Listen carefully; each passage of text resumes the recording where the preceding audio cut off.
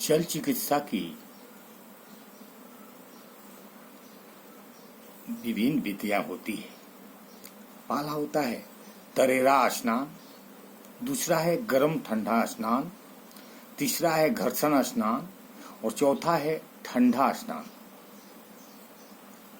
पहला तरेरा स्नान, इसके लिए बनाया फव्वारा लगाया जा सकता है अथवा किसी बर्तन में जल भरकर 1-2 मीटर ऊंचाई पर रखकर रबड़ की नली में फव्वारा लगाकर स्नान किया जाता है। दूसरा है गर्म ठंडा, इसके लिए पहले सिर पर ठंडे जल से भिगोकर उसमें ठंडा तौलिया लपेट देना चाहिए। सिर छोड़कर पहले शरीर पर 5 लोटे गर्म पानी डालकर तौलियों से रगड़ना चाहिए और फिर 2 लोटे गर्म पानी डालना चाहिए। यह क्रिया 3 से 5 बार दोहराकर अंत में मल कर ठंडा स्नान करना चाहिए।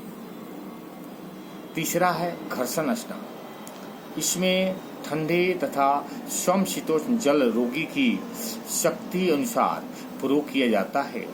क्रमशः सिर पेड़ों पर जल डालकर 2-3 मिनट तक मले और एकृत पलिया पर ऐसा करे। अंत में हथेली से सुखाकर स्फूर्ति प्रदान करते हैं। लाभ, जल चिकित्सा से निम्नलिखित लाभ है।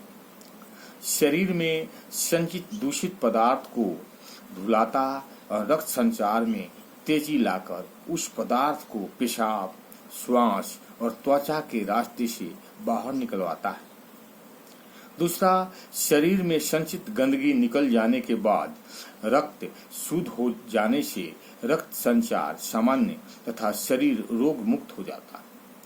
तीसरा, जल के स्पर्श से शरीर के अंग प्रत्यंग की थकावट दूर होकर शारीरिक और मानसिक शांति और स्फूर्ति मिलती है।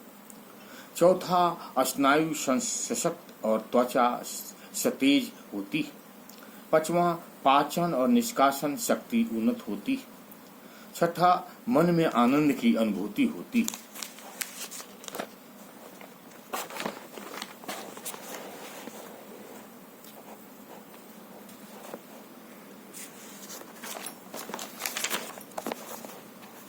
सातवां, त्वचा सुंदर, सतेज और आकर्षक होती है।